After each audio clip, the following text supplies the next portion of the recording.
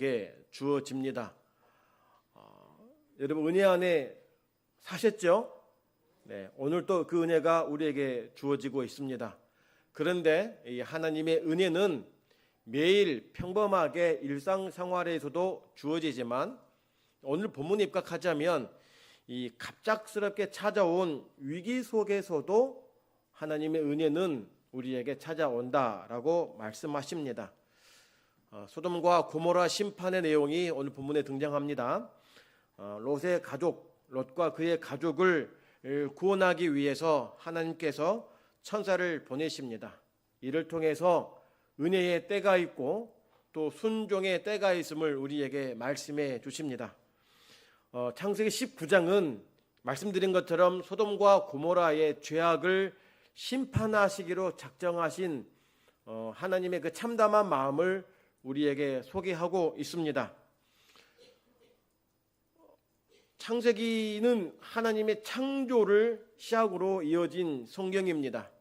하나님의 창조 세계를 아름답게 만드셨고 또 보시기에 좋았더라. 인간을 만들어 놓고 보시기에 심히 좋았다라고 하셨던 그 감격스러운 사건이 시간이 오래가지 않고 인간의 죄악으로 말미암아서 에덴 동산은 문을 닫게 되고 이제 그 죄가 더해져서 타락으로 모든 세계가 뒤덮여지게 됩니다. 죄는 죄에 더해지게 되고 악은 더 악을 더해가기 때문에 하나님은 이것을 묵과하지 않으시고 심판하시기로 작정하십니다. 왜냐하면 하나님은 거룩하신 분이시기 때문에 타락한 세상을 방치하지 않으신 겁니다. 공의 가운데 임하셔서 은혜를 베푸시고 회복을 이루시기 위해 심판하시는 것입니다. 특히 소돔과 고모라의 타락은 단순한 도덕적 타락이 있어서가 아닙니다. 그걸 넘어서서 극단적인 성적 문란함 그리고 폭력성, 하나님을 두려워하지 않는 전적 부패가 집결되어 있었기 때문에 이것을 하나님이 보시고 심판하시기로 작정하신 것입니다.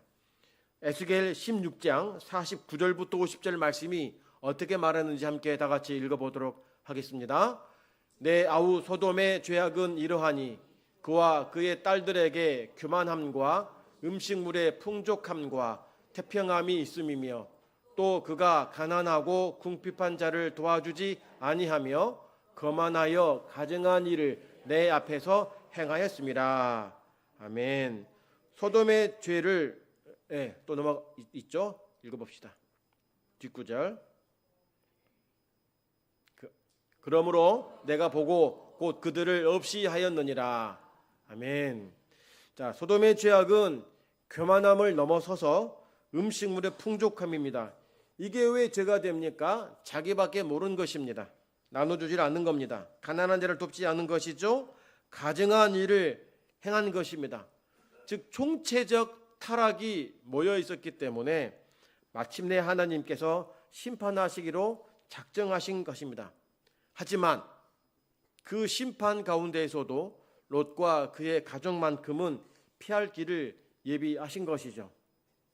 그러면 이 롯과 그의 가족은 어쩌다가 소돔과 고모라에 있었을까? 왜 그 심판하는 그 지역에 있었을까?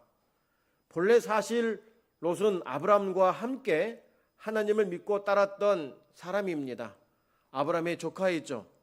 그러나 하나님이 아브람에게 복을 주시자 아브람의 소유와 롯의 소유가 커져감에 따라서 각 가축을 먹일 풀 전쟁이 시작이 됩니다. 한 형제였던 그들이 종들이 서로 싸우기 시작합니다. 자기 가축을 먹이기 위해서. 이것을 보다 못한 아브라함이 이렇게 내버려 두다가는 큰 싸움이 나겠고 믿지 않는 사람들 보기에 아름답지 못하다라고 해서 결단을 내립니다. 서로 우리 다른 길을 걸어가자. 네가 먼저 택하면 나는 네가 택한 반대 길을 가겠다라고 제안을 합니다. 이에 롯이 택한 곳이 바로 소돔과 고모라입니다. 왜 이곳을 택했느냐? 물이 많습니다. 물이 많다라고 하는 것은 풀이 많다는 것이죠. 비옥한 땅, 기름진 땅을 의미합니다. 그래서 롯은 자기의 가축을 잘 먹이기 위해서 눈에 보이는 물이 많고 풀이 많은 소돔과 고모라 땅을 택해서 거기에 머무르게 됩니다. 그러나 보이는 것이 전부가 아니었습니다. 보이는 것은 아름답게 보였을지 몰라도 거기 안에 있는 소돔과 고모라는 온통 죄악 구덩이였습니다. 거기에 들어가고 나니 그 지역의 모든 더러운 것들을 다 이제 경험할 수밖에 없게 됩니다. 롯은 소유가 많았기 때문에 소돔의 고모라에 들어가서도 그 성의 리더격의 높은 자리에 들어가게 됩니다. 사람들이 인정해 주는 겁니다. 그러다 보니 사람들이 인정해 주죠. 또 사회적으로 위치해 있죠. 삶은 안정되어 있죠. 풀이 많으니 가축은 점점 많아지죠. 그러다 보니 롯의 마음이 하나님을 향했던 마음이 점점 빼앗기게 됩니다. 애초부터 소돔과 고모라는 하나님이 없는 도시였습니다. 하나님 없이도 살아가는 도시를 이 롯이 눈에 보기 좋은 곳을 향해 갔는데 거기에 머물고 또 물들고 맙니다. 거기서 롯은 평안을 얻습니다. 세상에 주는 평안을 누리고 번영을 얻었을지는 몰라도 신앙은 잃어버리고 말았습니다. 영적 분별력은 희미해지고 말았습니다. 눈에 보이는 것은 얻었으나 이것을 주시는 하나님을 떠나고 또 멀리하고 말았다라는 사실인 것입니다. 결국에 롯이 소돔에 머물렀던 이유는 눈에 보기에 좋은 것을 쫓았던 결과입니다. 우리도 그렇지 않습니까? 화려한 도시 그리고 문화적인 혜택이 많은 환경을 누가 싫어하겠습니까? 그러나 그러한 곳일수록 죄악은 더 걷잡을 수 없이 큰 곳임을 우리는 알아야 합니다. 롯은 믿음보다 계산적 이익을 따랐습니다. 그 결과가 어떻게 맞이합니까? 가족의 영적인 무너짐이 걷잡을 수 없이 시작이 되었고 나아가 생명의 위협으로 멸망의 직전까지 가게 됩니다. 롯이 선택한 그 지역, 왜 하나님께서 롯을 살리려고 하셨을까요? 자기가 선택한 길입니다. 아브라함이 먼저 제안을 했죠. 네가 먼저 정하면 난 반대로 가겠다. 얼마든지 롯도 믿음의 길을 택할 수 있었지만 롯이 택한 길은 세상 길이었습니다. 풍요와 번영이었습니다. 하나님을 떠난 것입니다. 그러면 자기가 걸어간 것이니 자기가 택한 것이니 자기가 그 결과를 책임지는 것이 마땅하지 않겠습니까? 하지만 하나님은 롯을 그대로 두지 아니하시고 살리시기로 마음을 먹으십니다. 왜 그랬습니까? 롯이 의로워서가 아닙니다. 이미 롯은 영적 분별력과 믿음을 잃어버렸기 때문에 스스로 살 길을 찾지 못합니다. 그러나 아브라함이 소돔을 향해 기도했던 중보 기도를 하나님이 들으시고 그 중에서 롯을 구하기로 계획을 하신 것입니다. 하나님은 소돔과 고모라를 멸망하려고 했는데 아브라함이 기도합니다. 의인 50명만 있으면 45명만 있으면 40명만 있으면 30명 있으면 20명 있으면 10명이라도 있으면 멸망하지 마십시오 했더니 하나님이 좋다 했지만 그 10명조차 없었습니다. 결국에 그러면 내 조카 롯이라도 살려달라고 기도합니다. 하나님은 이 기도를 들으시고 롯을 구원코자 하신 것입니다. 창세기 19장 29절 말씀 함께 다 같이 읽어봅시다. 하나님이 아브라함을 생각하사 롯을 그 엎으시는 중에서 내보내셨더라. 아멘. 아브라함을 생각해서 롯을 건져내시기로 했다라고 하는 것입니다. 롯은 믿음이 없었지만 롯은 신앙의 길이 아니라 세속의 길을 걸어갔지만 롯을 사랑했던 삼촌의 기도, 아브라함의 기도를 듣고 하나님께서 그를 건지시고자 하신 것입니다. 성도 여러분, 이게 놀라운 은혜 아니겠습니까? 롯이 구원받은 이유는 자기가 잘난 것은 아무것도 없습니다. 오로지 믿음의 사람의 중보 기도가 자신을 살렸다라고 하는 것입니다. 이 은혜는 심판 앞에서 주어진 마지막 기회였던 것입니다. 이전까지는 자기 길을 걸어가서 멸망을 자초했지만 지금은 아브라함의 기도로 살 길의 기회를 얻었다라고 하는 것입니다. 13절 말씀 함께 다 같이 읽어보겠습니다. 여호와께서 이곳을 멸하시려고 우리를 보내셨나니 우리가 멸하리라. 아멘. 천사가 한 말이죠. 이곳을 멸하기 위해 우리가 왔다라고 말합니다. 여러분, 심판이 임박했음을 알리는 메시지입니다. 경고인 것입니다. 그런데 롯의 사위들이 어떻게 이 말을 듣습니까? 농담으로 여겼다라고 말합니다. 장인어른이 소돔과 고모라가 망한데 우리 피하자라고 했음에도 불구하고 농담으로 여겼다라고 하는 것입니다.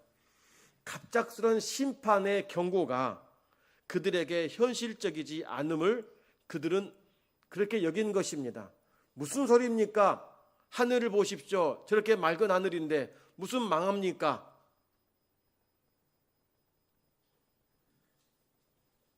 평범한 일상에서 갑자기 멸망의 소식을 들으니 그들은 믿을 수 없고 터무니없게 여겨서 농담으로 여긴 것입니다. 얼마나 롯이 신앙생활을 제대로 하지 못했으면 장인의 말을 사위가 귓등으로 흘려 듣습니까? 어떻게 농담으로 여기겠습니까? 얼마나 믿음으로 살지 못했으면 신뢰가 바닥에 났겠냐라고 하는 것이죠.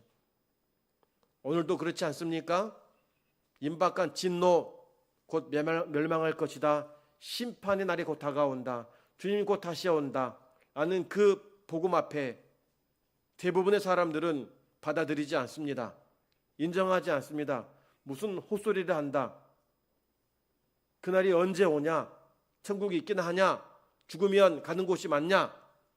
너나 믿어라 라고 합니다. 현실성 없다라고 말합니다. 여러분, 지금 현대인들은 지금의 삶이 좋기 때문에 받아들이지 않습니다. 심판과 멸망을 귀담아 듣지 않습니다. 그러나 성경은 어떻게 말합니까? 마태복음 24장 36절 말씀 함께 읽어봅시다. 그러나 그날과 그때는 아무도 모르나니 하늘의 천사들도 아들도 모르고 오직 아버지만 아시느니라. 아멘. 그날과 그때가 무엇입니까? 주님이 오시는 날인데 그때가 심판의 날입니다. 심판의 날은 임하기 시작하면 이미 끝난 상태입니다. 그때 믿어서는 가당치 않는 현실성 없는 일인 것입니다. 오늘 본문이 우리에게 경고하고 있는 이유가 무엇이냐? 이 경고는 아직 기회가 있다고 하는 것입니다.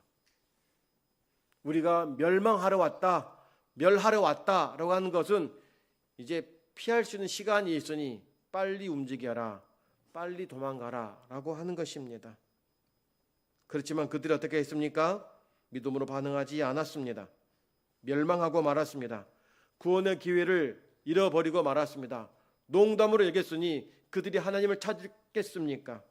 여러분, 아무리 복음이 전해져도, 가족이 복음을 전해도, 사랑하는 동료와 이웃이 복음을 전해도 그 복음을 듣지 않고 순종하지 않으면 구원은 나의 것이 될 수 없음을 여러분 믿으시기를 바랍니다.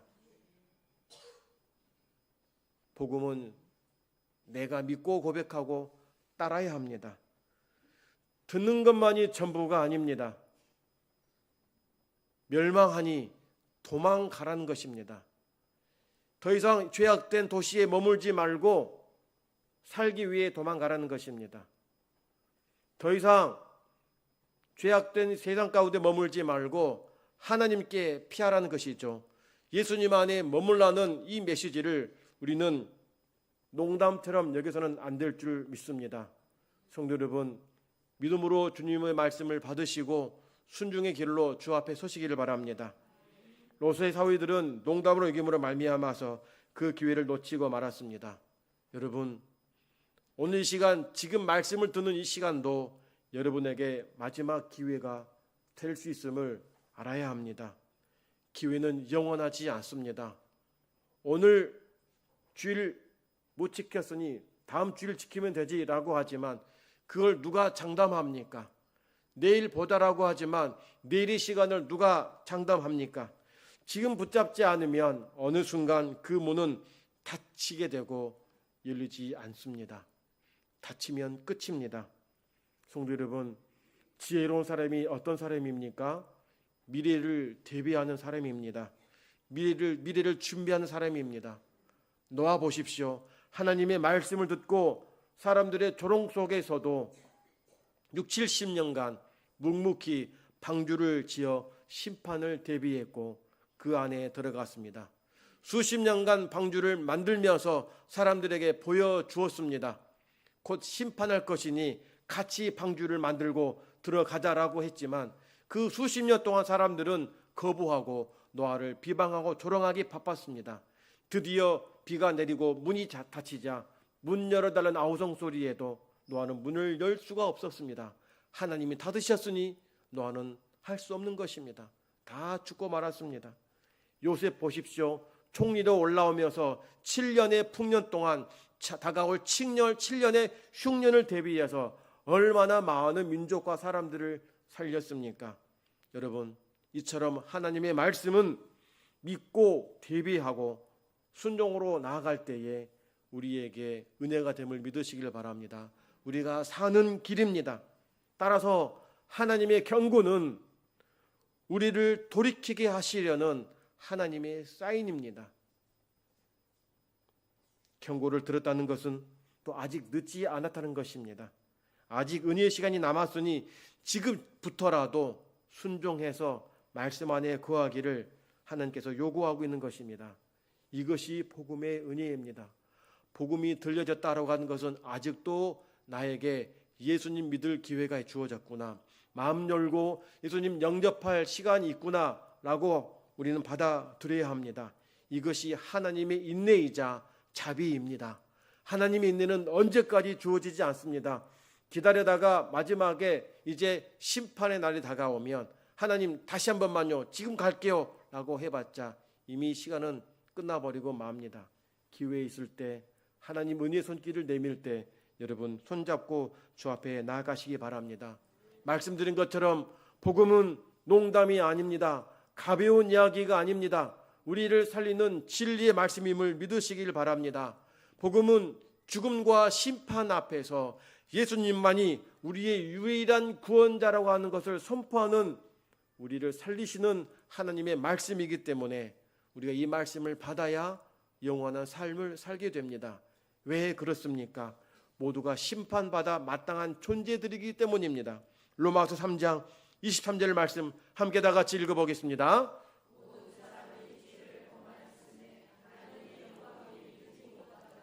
아멘.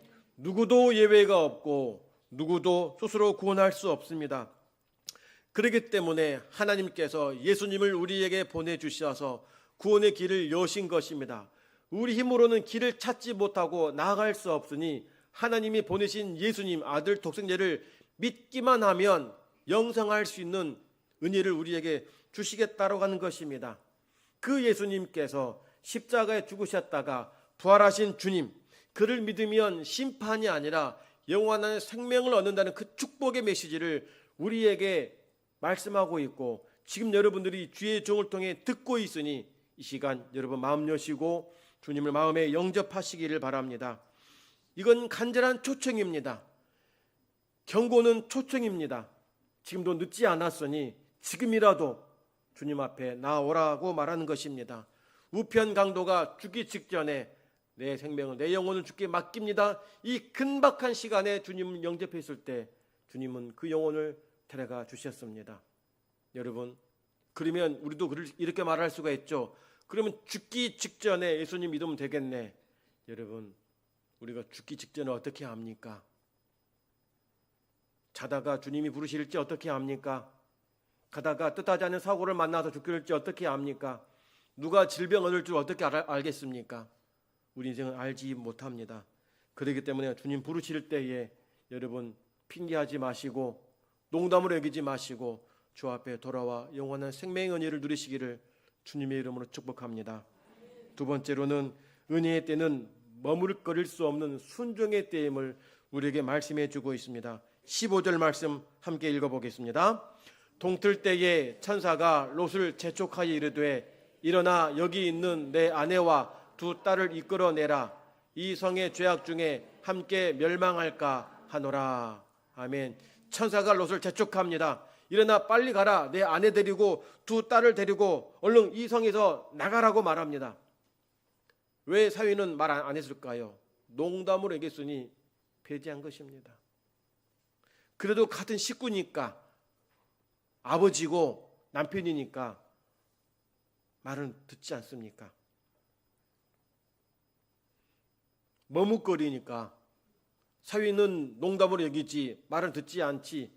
롯도 가진 재산이 많다 보니까 이 어렵게 모은 걸 놔두고 어떻게 가 하고 갈등하고 있을 때 천사가 재촉합니다. 오죽 머뭇거렸으면 천사가 강고 내가지고 가라고 등 떠밀고 있는 것입니다. 이러한 은혜가 어디 있습니까? 믿음은 철저히 개인입니다. 내가 믿어야 됩니다. 내가 마음을 열어야 되고 내가 손을 잡아야 되는데, 오늘 본문을 보면 롯이 미적미적거리니까 천사가 와가지고 왜 가만히 있어 하고 등 떠밀어서 살리기 위해 노력하고 있습니다. 하나님의 은혜가 얼마나 적극적이고 강권적인지 보여줍니다. 그런 동시에 하나님의 은혜를 무시한 자는 피할 길 없이 멸망하고 맙니다. 하나님이 요구하시는 것은 무엇입니까? 순종입니다. 동의가 아닙니다. 믿었으면 믿는 대로 순종의 발걸음을 걸어야 됩니다. 약의 효과를 믿으면 먹어야 효과를 발휘하듯이 예수 믿으면 구원 얻는다는 이 진리의 말씀이 들리고 믿어진다면 마음에 영접하고 믿음의 길에 들어와야 우리가 살게 되는 것입니다. 은혜에 합당하게 사는 비결은 다른 데 있지 않습니다. 오직 말씀의 순종임을 성도 여러분 믿으시길 바랍니다. 베드로와 안드레가 예수님께 부름을 받았을 때 그들이 하고 있던 그물을 내버려 두고 즉각 순종했습니다. 삭개오도 뽕나무에 올라갔을 때 주님이 부르시니까 즉시 내려와서 자기 집에 예수님을 모셔왔습니다. 주님을 만난 즉각적 순종자들은 놀라운 일들을 감당하게 되고 새로운 삶을 누리지 않았습니까? 반대로 지금은 바쁘니 나중에 하겠습니다. 지금은 정신없고 몸도 안 좋고 상황이 이래저래하니 나중에 시간이 나면, 정신이 좀 나면, 한가해지면 그때 따라가겠습니다. 그때 믿겠습니다라고 하는 분들이 많이 있습니다. 복음을 전하면 나중에 우리 아이들 결혼시켜 놓고 우리 아이들 좀 더 잘 사는 거 보고 지금은 내 사업이 이제 시작했으니 안정을 찾으면, 머리가 복잡하니 좀 더 나아지면 그때 예수님 믿는다라고 말합니다. 여러분, 그러다가 기회를 놓치게 됩니다. 사도행전 24장에 보면 벨릭스 총독에게 바울이 복음을 전합니다. 어려운 기회를 잡아서 바울이 총독에게 복음을 전했더니 이 총독이 하는 말이 지금은 내가 바쁘니까 틈날 때 다시 부를게 하고 돌려보냅니다. 관심이 없었던 거예요. 성경은 그 이후에 다시 부르지 않았다라고 말합니다. 그렇게 끝나버리고 맙니다.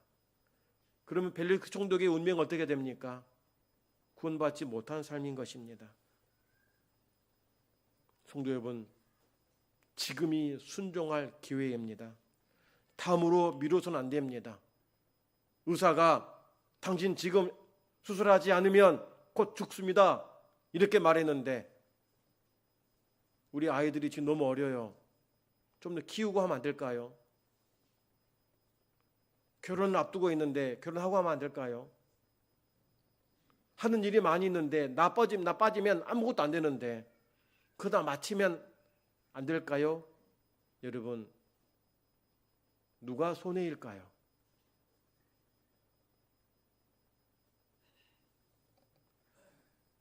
경고를 받았다라고 하는 것은 아직 기회가 있으니 늦지 말고 빨리 손을 써라는 것입니다. 성도 여러분, 지금이 은혜 받을 때입니다. 하나님이 주신 이 은혜의 손길을 여러분 뿌리치지 마시고 즉시 반응해서 주의 길에 서시기를 축복합니다. 그래야 나중에 후회하지 않습니다. 성도 여러분, 우리 어르신들 돌이켜 볼 때에 후회스러운 것들이 참 많이 있죠. 저도 많이 있습니다. 그때 공부를 좀 더 잘했으면, 영어 공부를 좀 더 잘했으면, 좀 더 운동을 좀 해가지고 건강을 좀 챙겼으면, 그때 예수를 좀 더 잘 믿었으면 후회한들 돌아옵니까?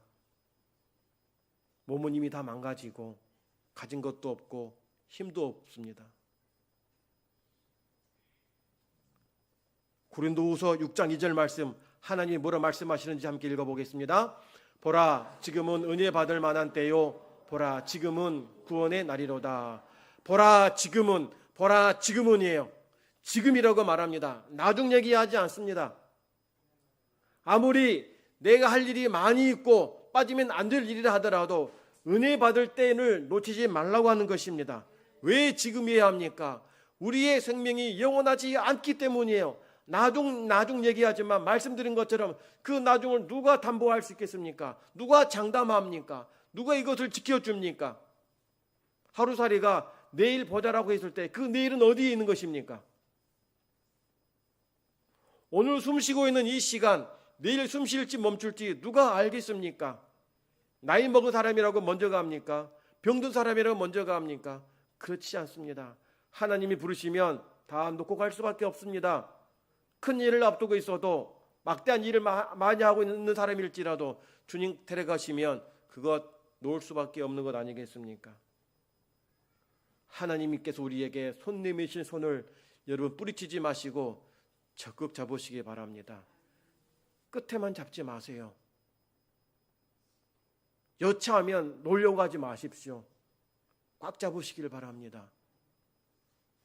주님은 우리를 붙들고 있는데 우리가 잡을 하나님의 손을 꽉 잡지 않으면 우리에게 어려움이 올 때에 우리는 그 손이 떨어짐으로 인해서 넘어질 수 있는 것입니다. 여러분, 복음은 내일이 아닙니다. 오늘이에요. 오늘입니다. 세 번째로 하나님의 인자하심은 연약한 자에게도 열려 있음을 우리에게 말씀합니다. 롯은 믿음이 전혀 없던 사람입니다. 그나마 했던 믿음도 다 소돔과 고모라에서 바닥나 버렸습니다. 그럼에도 불구하고 천사가 와서 살리려고 애를 씀에도 불구하고 그럼에도 불구하고 미적미적 거리고 있습니다. 가긴 가는데 온전한 순종이 아닌 겁니다. 그럼에도 불구하고 롯이 하나님께 기도했더니 하나님이 그 기도를 또 들어주십니다. 가까운데 멀리 못 가게 했으니 가까운 성읍이라도 가게 해주십시오라고 했더니 하나님이 그 기도를 들어주시는 거예요. 성도 여러분, 하나님은 우리에게 완전한 믿음을 요구하지 않습니다. 연약하고 작은 믿음일지라도 하나님께 의지하는 자의 기도를 하나님은 다 들어주시는 분이십니다. 롯의 순종은 부분적이었습니다. 극히 미약했습니다. 그의 믿음은 정말로 찾아볼 수 없을 만큼 겨자씨 하나만큼 작은 믿음이었으나 하나님이 그 믿음의 기도를 들으시고 허락하셔서 그래 그 성이라도 들어가라 라고 인도하십니다. 마태복음 17장 20절 말씀 함께 다 같이 읽어보겠습니다. 진실로 너희에게 이르노니 만일 너희에게 믿음이 겨자씨 하나만큼만 있어도 이 산을 명하여 여기서 저기로 옮겨지라 하면 옮겨질 것이요 또 너희가 못할 것이 없으리라. 아멘. 성도 여러분, 구원은 믿음의 크기로 받는 것이 아닙니다. 믿음이 연약할지라도 믿음 가지고 구원 얻는 것입니다. 누구를 믿느냐가 구원을 좌우합니다. 큰 믿음, 작은 믿음, 이것은 상급의 문제이고 누구를 믿느냐가 구원을 결정짓는 것입니다.